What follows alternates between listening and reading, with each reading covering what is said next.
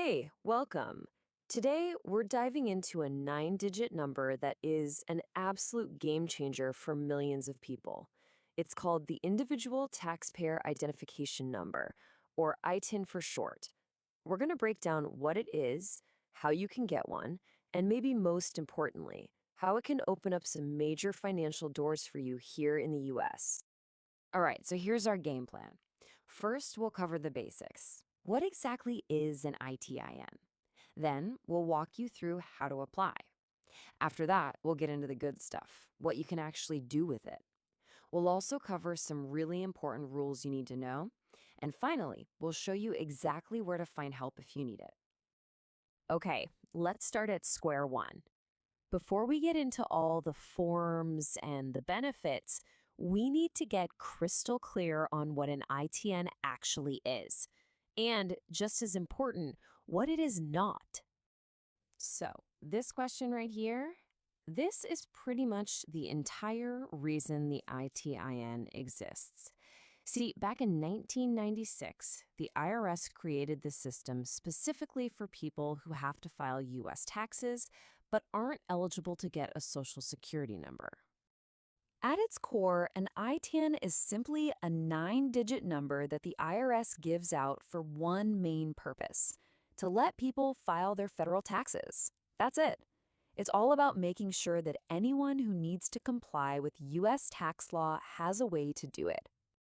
And here's a super simple way you can spot an ITIN from a mile away. It will always start with the number 9. It's a quick and easy way to tell it apart from a Social Security number. And this difference is absolutely crucial. An ITN is purely for taxes. It does not, I repeat, does not give you permission to work in the US, and it doesn't make you eligible for Social Security benefits. An SSN, on the other hand, is tied to both of those things. You really don't want to get these two mixed up because they do totally different jobs. Okay, now for the how-to part. How do you actually go about getting an ITIN? Let's walk through it step by step. You know, when you boil it all down, the whole application process really just comes down to these three key things. You have to fill out the right form, you have to attach it to a valid tax return, and you have to prove who you are. Get these three steps right, and you're golden. So, this is the main document you'll be working with, Form W7. Now, here's a really important detail. You can't just send this form in by itself anymore. You have to file it along with your federal income tax return. The IRS made this change to make sure that every new ITIN is being used for its intended purpose, filing taxes, right from the get-go.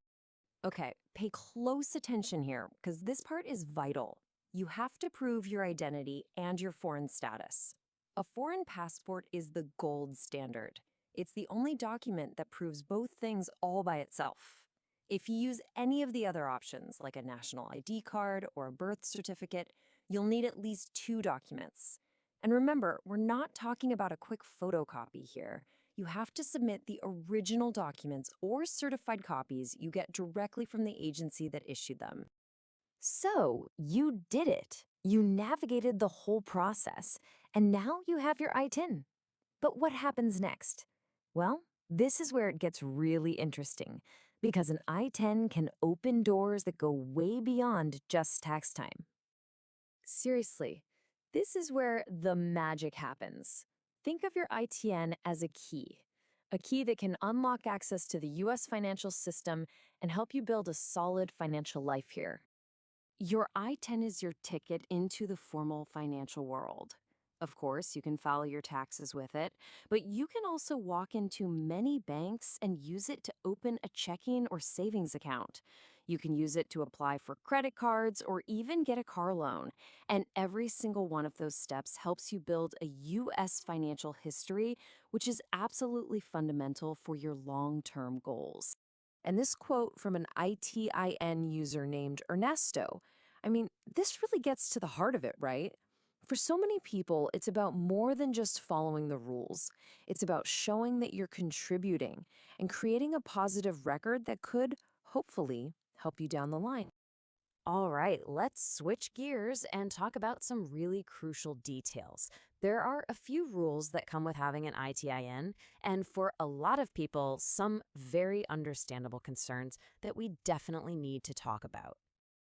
And look, this is probably the number one question, the biggest worry on most applicants' minds. It's a totally valid concern. What happens to my personal information after I give it to the IRS? So here's the bottom line. Your information is protected by some very strong federal laws. A law called Section 1603 specifically forbids the IRS from sharing your taxpayer data with other government agencies, and that includes immigration enforcement. Now, there are a few very narrow exceptions, but they typically require a federal judge's order for a specific criminal case. The default, overwhelming rule is confidentiality. Period. Okay, this next one is a biggie. Think of your ITIN this way. If you don't use it, you lose it. If you go for 3 tax years in a row without filing a federal tax return, your ITIN will actually expire, and then you'd have to go through the whole process again to renew it. So it's really important to keep up with your tax filings.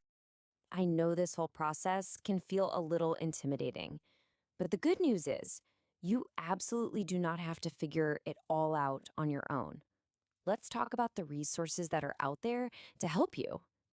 So, you've got a few great options. The IRS has its own centers where you can get help in person, but you'll want to call first to make sure your local office handles ITINs. Then there are acceptance agents who are authorized by the IRS to help you get the application ready. But honestly, the best bet for many people is a certified acceptance agent or CAA because they have a special power. They can verify your original documents right there so you don't have to risk mailing your passport to the IRS. And hey, if you get stuck or just have a specific question, here's the number. This is the official IRS support line for ITINs. It's an awesome resource for getting answers straight from the source. When you really look at it, an ITN is so much more than just some number on a tax form. It's a tool that helps you stay compliant, it's a key that opens the door to the financial system, and it's a way to build a real, documented history of your contributions. It's a foundational step. So the only real question left is, how are you going to use it to build your future?